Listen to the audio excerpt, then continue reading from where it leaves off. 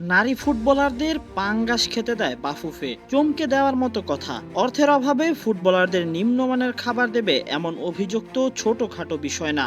যদিও কদিন আগে বাংলাদেশ ফুটবল ফেডারেশনের সদস্য এবং নারী উইংয়ের চেয়ারম্যান মাহফুজ আক্তার কিরণ বলেছিলেন, ক্যাম্পে থাকা নারী ফুটবলারদের কখনোই পাঙ্গাস মাছ খাওয়ানো হয় না।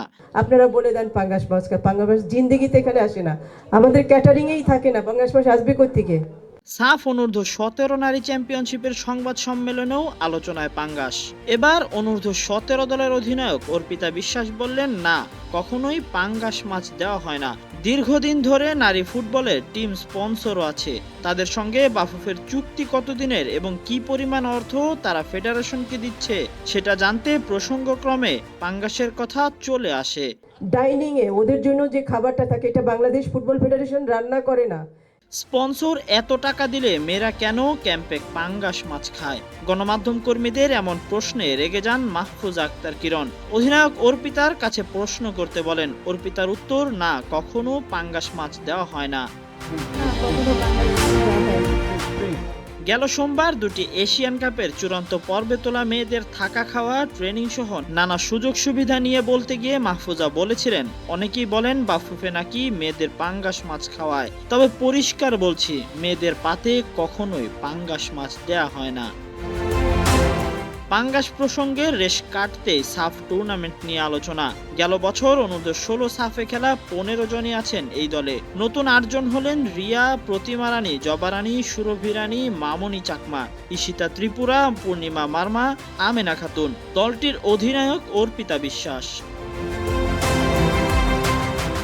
চলতি বছর এখনো কোনো ম্যাচ খেলেনি বাংলাদেশ অনূর্ধ্ব-17 নারী ফুটবল দল। 2024 সালে সাফে 4 ম্যাচের 4টিতে জেতে তারা। সেই প্রতিযোগিতায় ভারতের সঙ্গে খেলা ফাইনালি মেয়েদের সর্বশেষ ম্যাচ। জাতীয় নারী ফুটবল দলের কোচ পিটার বাটলার গেল 11 আগস্ট লাওসে অনূর্ধ্ব-20 দলের খেলা শেষে ছুটিতে গেছেন। আগস্টের বাকি সময় তিনি ছুটিতেই থাকবেন। কোচ হিসেবে অনূর্ধ্ব-17 দলের সঙ্গে ভুটান যাবেন মাহবুবুর রহমান। বাংলাদেশ, ভারত, ভুটান ও নেপাল এই 4 দেশ নিয়ে 20 থেকে 31 আগস্ট থিম্পুতে হবে এই টুর্নামেন্ট। রাউন্ড রবিন পদ্ধতিতে এক দল অন্য দলের সঙ্গে 2টি করে ম্যাচ খেলবে। এরপর সর্বোচ্চ পয়েন্টধারীর হাতে উঠবে সোনালী ট্রফি। 20 আগস্ট ভুটান ম্যাচ দিয়ে টুর্নামেন্ট শুরু করবে বাংলাদেশ। একদিন বিরতি দিয়ে 22 আগস্ট দলটির প্রতিপক্ষ ভারত। 24 ও 27 আগস্ট পরপর 2 ম্যাচে নেপালকে মোকাবিলা করবে বাংলাদেশ।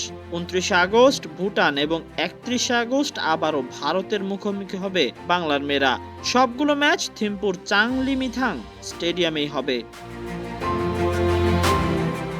সাফ টুর্নামেন্টের বর্তমান চ্যাম্পিয়ন বাংলাদেশ। 7 বার অংশ নিয়ে 2বার ট্রফি জিতেছে তারা। বাংলাদেশের সমান 2বারের চ্যাম্পিয়ন ভারতও। এবছর অনূর্ধ্ব-17 পর্যায়ের টুর্নামেন্ট হলেও 2017 সালে প্রথম আসর থেকে চতুর্থ আসর পর্যন্ত হয়েছিল অনূর্ধ্ব-15 পর্যায়ে।